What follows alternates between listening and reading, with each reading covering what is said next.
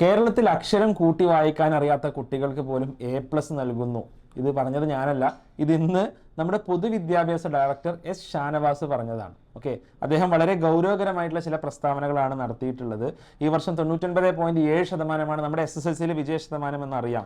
അവിടെ കുട്ടികൾക്ക് മാർക്ക് വാരിക്കോരി കൊടുക്കരുത്. 50% വരെ മാർക്ക് കൊടുക്കുന്നതിൽ കുഴപ്പമില്ല, അതിലപ്പുറം കുട്ടികൾ നന്നായി പഠിച്ച് നൽകേണ്ടതാണ്. A+ വർദ്ധിപ്പിക്കാനായിട്ട് ഉദാരമായിട്ട് മാർക്ക് കൊടുക്കരുത് എന്ന് പൊതുവിദ്യാഭ്യാസ ഡയറക്ടർ SSLCയുടെ പരീക്ഷയുമായി ബന്ധപ്പെട്ടിട്ടുള്ള ഒരു ശില്പശാലയിൽ പറഞ്ഞു എന്നുള്ള വാർത്ത കാണാനിടയായി. ഉടനെ തന്നെ അത് വിവാദമായി എന്നുള്ള നിലക്കാണ് മാധ്യമങ്ങൾ പറഞ്ഞത് എന്ന് മാത്രമല്ല, നമ്മുടെ വിദ്യാഭ്യാസ മന്ത്രി ശിവൻകുട്ടി അദ്ദേഹം പറഞ്ഞത് വിവാദ പ്രസ്താവനയുമായിട്ട്, പൊതുവിദ്യാഭ്യാസ ഡയറക്ടറുടെ പ്രസ്താവനയുമായിട്ട് അല്ലെങ്കിൽ പ്രസ്താവന സർക്കാരിന്റെ നയമല്ല, അല്ലെങ്കിൽ അദ്ദേഹം പറഞ്ഞത് ശരിയല്ല എന്ന അഭിപ്രായമാണ് വിദ്യാഭ്യാസ മന്ത്രി പങ്കുവെച്ചത്. അപ്പോൾ വിദ്യാഭ്യാസ ഡയറക്ടർ എന്ന് പറഞ്ഞാൽ അവിടുത്തെ ഉദ്യോഗസ്ഥരെ മുഴുവൻ ഹെഡ് ചെയ്യുന്ന ആളാണ് അല്ലെ, സിവിൽ സർവീസ് ഉദ്യോഗസ്ഥനാണ്. വിദ്യാഭ്യാസ മന്ത്രി എന്ന് പറഞ്ഞാൽ ഇതിന് മൊത്തം രാഷ്ട്രീയമായിട്ടുള്ള തലവൻ, എല്ലാ കാര്യങ്ങളിലും പോളിസിപരമായ തീരുമാനങ്ങൾ എടുക്കാൻ അർഹതയുള്ള ആളാണ് വിദ്യാഭ്യാസ മന്ത്രി. രണ്ടാളും ഏറ്റവും ടോപ്പിലിരിക്കുന്ന രണ്ടാളുകൾ കോൺട്രഡിക്റ്റിംഗ് ആയിട്ടുള്ള പ്രസ്താവന നടത്തുമ്പോൾ ആര് പറഞ്ഞതാണ് ശരി എന്ന് നമുക്കൊന്ന് പരിശോധിച്ച് നോക്കിയാലോ. നമ്മുടെ കേരളത്തിന്റെ വിദ്യാഭ്യാസവുമായി ബന്ധപ്പെട്ട് വളരെ ഗൗരവപരമായിട്ടുള്ള ഒരു ചർച്ചയാണ് ഈ നടക്കുന്നത് എന്നുള്ളത് കൊണ്ട് വിഷയത്തെ അതിന്റെ മെറിറ്റിൽ സമീപിക്കാൻ എല്ലാവരും തയ്യാറാവണം. ഇത് നമ്മുടെ കുട്ടികളുടെ ഭാവിയുമായി ബന്ധപ്പെട്ടുള്ള വിഷയമാണ്.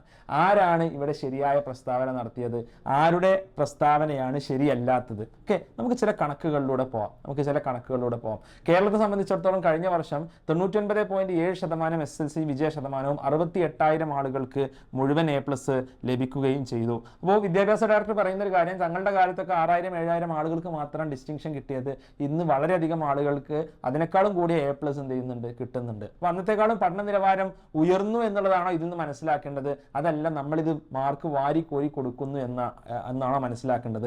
മാർക്ക് വാരിക്കോരി കൊടുക്കുന്നു എന്നാണ് വിദ്യാഭ്യാസ ഡയറക്ടർ പറയുന്നത്, പക്ഷെ അതല്ല, അത് ശരിയല്ല.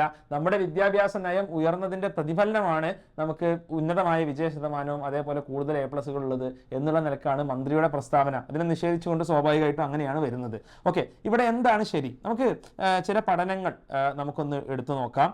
ഇപ്പോൾ നമ്മുടെ നാഷണൽ അച്ചീവ്മെന്റ് സർവേ, ദേശീയ 2021 ഇന്ത്യ ഒട്ടാകെ നടത്തിയിട്ടുള്ള നാഷണൽ അച്ചീവ്മെന്റ് സർവേയിൽ കേരളത്തിന്റെ പെർഫോമൻസ്, ക്ലാസ് 3 പെർഫോമൻസിന് 500-ൽ 313 മാർക്കാണ്, ക്ലാസ് 5-ൽ 279 കുറഞ്ഞു, ക്ലാസ് 8-ൽ 240, ക്ലാസ് 10-ൽ പകുതി പോലും പെർഫോം ചെയ്യുന്നില്ല Keralam as a state. 210 mark മാത്രമാണ് കേരളത്തെ സംബന്ധിച്ചിടത്തോളം.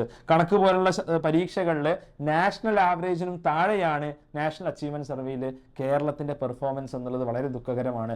ഇത് നമ്മൾ പുറത്തുള്ള ഏജൻസീസിന്റെ സർവേസ് നമ്മൾ എടുത്ത് നോക്കുകയാണെങ്കിൽ, ഇപ്പൊ പ്രഥം എന്ന് പറയുന്ന NGO ഓരോ 2 വർഷവും ASER annual status education report പുറത്തുവിടാറുണ്ട്. അതിൽ 2022 റിപ്പോർട്ടിൽ പറയുന്നത് വളരെ ഞെട്ടിപ്പിക്കുന്ന കാര്യങ്ങളാണ്. കേരളത്തിലെ സർക്കാർ സ്കൂളുകളിൽ ഹരിക്കാൻ അറിയുന്ന 8ാം ക്ലാസ്സിൽ പഠിക്കുന്ന ഒരു കുട്ടിയെ സംബന്ധിച്ചിടത്തോളം കൂട്ടാനും കുറക്കാനും ഗുണിക്കാനും ഹരിക്കാനും അറിയാം, അല്ലെങ്കിൽ അറിയണമെന്നാണല്ലോ നമ്മൾ കരുതുന്നത്. ഹരിക്കാൻ അറിയുന്ന കുട്ടികളുടെ എണ്ണം എന്നുള്ളത് 39.9% മാത്രമാണ്. അത് സ്വകാര്യ സ്കൂളുകളുടെ അല്പം കൂടി ഭേദമാണ്, അത് 54.3%. നമ്മുടെ സർക്കാർ സ്കൂളുകളിൽ നല്ല ഇൻഫ്രാസ്ട്രക്ചർ ഉണ്ട്, നല്ല സൗകര്യങ്ങളുണ്ട്, നല്ല ബിൽഡിങ്ങുകൾ ഉണ്ട്, ആധുനികമായിട്ടുള്ള എല്ലാവിധ ടെക്നോളജീസ് ഉണ്ട് എന്നുള്ളതിൽ സംശയമില്ല. പക്ഷേ പഠന നിലവാരത്തിൽ നമ്മൾ വളരെ പിന്നിലാണ്. പല ആളുകളും ഇവിടെ പറയുന്നൊരു കാര്യം എന്താ വെച്ചാൽ, ഇത് പിന്നിലാവാൻ കാരണം കോവിഡ് സമയത്ത് സ്വാഭാവികമായിട്ടും കുട്ടികൾ പിന്നിൽ പോയതാണെന്നുള്ളതാണ്. എന്നാൽ അങ്ങനെയല്ല. വളരെ സിസ്റ്റമാറ്റിക് ആയിട്ടുള്ള ഒരു ഡിഗ്രീസ് കേരളത്തിലെ കുട്ടികളുടെ കാര്യത്തിൽ ഉണ്ടായിട്ടുണ്ട്. ഇതേ റിപ്പോർട്ട്, ഏസർ റിപ്പോർട്ട് 2012 റിപ്പോർട്ട് നമ്മൾ നോക്കാം. 2012 8ാം ക്ലാസ്സിൽ ഹരിക്കാൻ അറിയുന്ന കുട്ടികളുടെ എണ്ണം സർക്കാർ സ്കൂളിൽ 74.7%, സ്വകാര്യ സ്കൂളുകളിൽ 75.2% ആയിരുന്നു. അതായത് സർക്കാർ സ്കൂളുകളും സ്വകാര്യ സ്കൂളുകളും കമ്പയറബിൾ ആയി നിന്നിരുന്ന സ്ഥലത്ത് നിന്ന് സർക്കാർ സ്കൂളുകളിൽ ഏകദേശം പകുതിയായിട്ട് 39% ചുരുങ്ങുകയും സ്വകാര്യ 54% ചുരുങ്ങുകയും ചെയ്തു. സർക്കാർ സ്കൂളുകളിലെ കുട്ടികൾക്ക് സ്വകാര്യ സ്കൂളുകളിലെ കുട്ടികളുമായി കമ്പയർ ചെയ്യുമ്പോൾ ഒരു സ്റ്റാൻഡേർഡിലൊരു വിദ്യാഭ്യാസം ലഭിക്കുന്നില്ല എന്നുള്ളത് ഇത്തരം കണക്കുകളിൽ നിന്ന് വ്യക്തമായിട്ട് നമുക്ക് മനസ്സിലാക്കാൻ സാധിക്കുന്നതാണ്. ഓക്കെ, അപ്പോൾ ഇവിടെ നമ്മുടെ കുട്ടികൾ നമ്മുടെ കുട്ടികൾ ഇതുമൂലം നശിപ്പിക്കപ്പെടുകയാണ്. ഇവിടെ എന്താ സംഭവിക്കുന്നത്? കുട്ടികൾക്ക് വാരിക്കോരി മാർക്ക് കൊടുക്കുന്നു. ഈ വാരിക്കോരി മാർക്ക് കൊടുക്കുമ്പോൾ കുട്ടികൾക്ക് മനസ്സിലാവുന്നില്ല എന്തിനാണ് എനിക്ക് മാർക്ക് കിട്ടുന്നത്, അല്ലെങ്കിൽ ഇനി എവിടെയാണ് എനിക്ക് ഇമ്പ്രൂവ് ചെയ്യാനുള്ളത്, എനിക്ക് ഏത് സബ്ജക്റ്റിലാണ് മിടുക്കുള്ളത്, എവിടെയാണ് ഞാൻ മോശം. അതായത് 10 സബ്ജക്റ്റിൽ ഒരു കുട്ടിക്ക് മുഴുവൻ A+ കിട്ടിയാൽ അവനെ സംബന്ധിച്ചിടത്തോളം മേ ബി കൺഫ്യൂഷനാണ്, ഇനി എന്തിന് പോകണം. നേരെ മറിച്ച് അവന് മാത്സിലാണ് മാർക്ക് കൂടുതലുള്ളതെന്നുണ്ടെങ്കിൽ അവനറിയാം ഞാൻ മാത്സുമായി ബന്ധപ്പെട്ട ഒരു ഫീൽഡിലോട്ടാണ് പോകേണ്ടത്. അല്ലെങ്കിൽ മേ ബി ഫിസിക്സിൽ മാർക്ക് കുറഞ്ഞാൽ അവനറിയാം ഞാൻ അവിടെ ഇമ്പ്രൂവ് ചെയ്യണം. അല്ലെങ്കിൽ ഇംഗ്ലീഷിൽ മാർക്ക് കുറഞ്ഞാൽ അറിയാം എൻ്റെ കമ്മ്യൂണിക്കേഷൻ സ്കിൽസിൽ, എൻ്റെ ഭാഷാവിനിമയ ശേഷിയിൽ എന്തോ പ്രശ്നമുണ്ട്, അത് ഞാൻ ഇമ്പ്രൂവ് ചെയ്യണം എന്നുള്ളത് അവൻ അവിടെ തോന്നുന്നുണ്ടാവും, അവനവിടെ മനസ്സിലാവുന്നുണ്ട്. ഈ മനസ്സിലാക്കലിന്, ഈ ഒരു അണ്ടർസ്റ്റാൻഡിങ്ങിന് യാതൊരു വിലയും കൽപ്പിക്കാത്ത രീതിയിൽ കുട്ടികൾക്ക് മാർക്ക് വാരിക്കോരി കൊടുക്കുകയാണ്. ഇത് മനസ്സിലാക്കാൻ വേണ്ടിയിട്ട് വലിയ എന്താ പറയുക, നമ്മൾ വലിയ റിസർച്ച് നടത്തേണ്ട ആവശ്യമൊന്നുമില്ല. നമ്മുടെ മത്സര പരീക്ഷകളിൽ 10ാം ക്ലാസ്സിലോ +2ലോ കുട്ടി എഴുതുന്ന പരീക്ഷ, കേരള ബോർഡ് എക്സാംസിന്റെ കൂടെ തന്നെ അവർ എഴുതുന്ന മറ്റ് കോമ്പറ്റേറ്റീവ് എക്സാംസിൽ നമ്മുടെ പെർഫോമൻസ് എടുത്ത് നോക്കിയാൽ മതി. ഫോർ എക്സാമ്പിൾ IIT പരീക്ഷകളിൽ കേരളത്തിൽ നിന്നുള്ള കഴിഞ്ഞ വർഷത്തെ അഡ്മിഷൻ എന്നുള്ളത് 1% മാത്രമാണ്. 181 ആളുകൾ മാത്രമാണ് 16,684 ആളുകളിൽ IITകളിൽ എത്തിപ്പെട്ടത്. അത് രാജസ്ഥാനിൽ നിന്ന് ഏകദേശം 2,184 ആളുകളും ആന്ധ്ര തെലങ്കാനയിൽ നിന്ന് 3000-ലധികം കുട്ടികളുമാണ്. അവിടെയാണ് എല്ലാ രംഗത്തും മികവ് പുലർത്തുന്നു എന്ന് അവകാശപ്പെടുന്ന കേരളത്തിലെ കുട്ടികൾ ദയനീയമായി പരാജയപ്പെടുന്നത് നമ്മൾ കാണുന്നത്. ഇനി ഇത് ഒരു IIT പോലെ ടഫായിട്ടുള്ള എക്സാമിന്റെ മാത്രം അവസ്ഥയല്ല.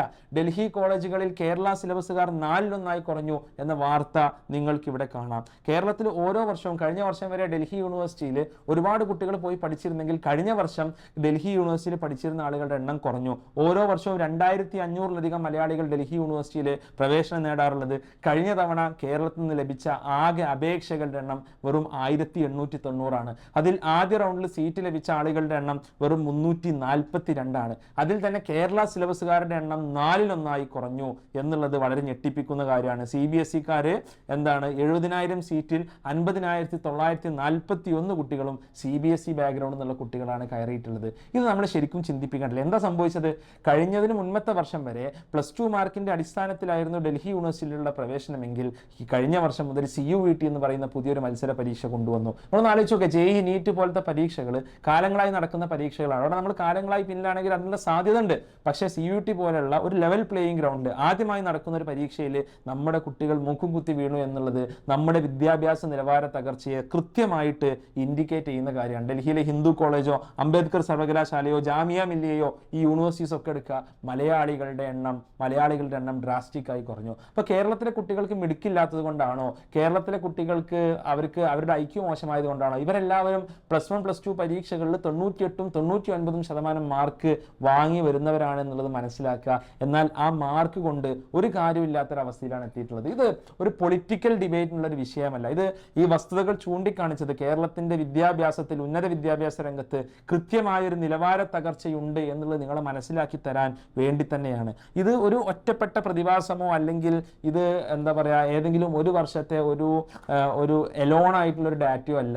ഇത് കാലങ്ങളായിട്ടുള്ള ഒരു മാറ്റം, ഒരു സിസ്റ്റമിക് ആയിട്ടുള്ള ഒരു ഡൗൺഫാൾ കേരളത്തിലെ വിദ്യാഭ്യാസത്തെ സംബന്ധിച്ചിടത്തോളം നടന്നുകൊണ്ടിരിക്കുന്നു എന്നുള്ളത് നമ്മളെ ഞെട്ടിപ്പിക്കേണ്ടതാണ്.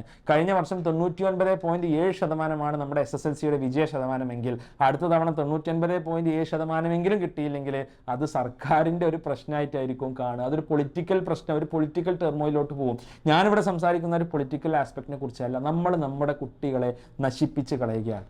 പരീക്ഷകൾക്ക് വേണ്ട എന്താ പറയുക ഇമ്പോർട്ടൻസ് കൊടുക്കാതെ, മൂല്യനിർണ്ണയത്തിന് എന്താണ് കുട്ടിയുടെ മൂല്യം എന്ന് അവന് നിർണ്ണയിക്കാൻ സാധിക്കാത്ത വണ്ണം വളരെ ലിബറൽ ആയിട്ടുള്ള വാല്യുവേഷൻ നടത്തിക്കൊണ്ട് നമ്മുടെ കുട്ടികളെ നശിപ്പിച്ച് കളയുന്നതാണ് നമുക്ക് കാണാൻ സാധിക്കുന്നത്. ഇതുകൊണ്ട് സംഭവിക്കുന്ന എന്താ, ഉന്നത വിദ്യാഭ്യാസ രംഗത്ത് വിവിധങ്ങളായിട്ടുള്ള IITകളിലും NITകളിലും എയിംസിലും ജിപ്മറിലും അതേപോലെ ഐസറുകളിലും IIScകളിലും എന്ന് തുടങ്ങി ഡൽഹി യൂണിവേഴ്സിറ്റിയിലും JNUയിലും എല്ലാം മലയാളികളുടെ പ്രാതിനിധ്യം കുറഞ്ഞു വരികയാണ്. നമ്മുടെ കുട്ടികൾക്ക് A+ മാത്രമേ കിട്ടുന്നുള്ളൂ, പക്ഷെ അവിടെ നിന്ന് എങ്ങോട്ട് പോകണം എന്നുള്ള ഡയറക്ഷൻ തീർച്ചയായിട്ടും കിട്ടുന്നില്ല.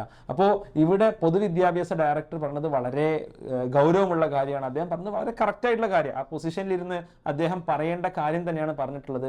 അദ്ദേഹത്തിന് പൂർണ്ണ പിന്തുണ നൽകാനേ ഒരു കേരളത്തിൻ്റെ ഭാവിയെക്കുറിച്ച് ആലോചിക്കുന്ന ആകുലപ്പെടുന്ന ഒരു പൗരൻ എന്നുള്ള നമുക്ക് നിർവാഹമുള്ളൂ എന്നാണ് പറയാനുള്ളത്. ഇതൊരു പൊളിറ്റിക്കൽ ഡിബേറ്റിനുള്ള വിഷയമല്ല, നേരെ മറിച്ച് അദ്ദേഹം പറഞ്ഞതിലെ വസ്തുതകൾ മനസ്സിലാക്കിക്കൊണ്ട് നമ്മുടെ സിലബസിലുള്ള പ്രശ്നങ്ങൾ നമ്മൾ പരിഹരിക്കണം. എന്തുകൊണ്ടാണ് കേരള സിലബസുകാർ കുറയുന്നത്? അവിടെ CBSE സിലബസിൽ വലിയ കണ്ടന്റ്, അത്യാവശ്യം നല്ല കണ്ടന്റ് പഠിപ്പിക്കുമ്പോൾ നമ്മൾ സിലബസ് ലഘൂകരണത്തിന്റെ ഭാഗമായിട്ട് ഒരുപാട് കാര്യങ്ങൾ വെട്ടിക്കുറക്കുകയും പരീക്ഷകൾ ഓവർ സിംപ്ലിഫൈഡ് ആക്കുകയും, ഇനി പരീക്ഷയ്ക്ക് മാർക്ക് കുറഞ്ഞാലും ഒരു അധ്യാപകൻ പറഞ്ഞു എന്താ പറയാ, പശു എന്നുള്ളതിന് പൂച്ച എന്ന് എഴുതിയാൽ രണ്ടിനും പാണ്ടല്ലോ, അപ്പോൾ ഒരു അരമാർക്ക് കൊടുക്കാം, ഒരു മാർക്കിൽ അരമാർക്ക് കൊടുക്കാം എന്നുള്ളതാണ് ഇപ്പോഴത്തെ ഒരു വാല്യുവേഷൻ പോളിസി എന്നുള്ളത്. ഇത്തരത്തിലുള്ള ലിബറൽ വാല്യുവേഷനുകളിലൂടെ നമ്മുടെ കുട്ടികളുടെ ഭാവിയാണ് നമ്മൾ നശിപ്പിച്ച് കളയുന്നത്. നമ്മുടെ കുട്ടികൾ എവിടെ എത്തണം എന്നുള്ളൊരു ധാരണ അവരെ സംബന്ധിച്ചിടത്തോളം കിട്ടുന്നില്ല.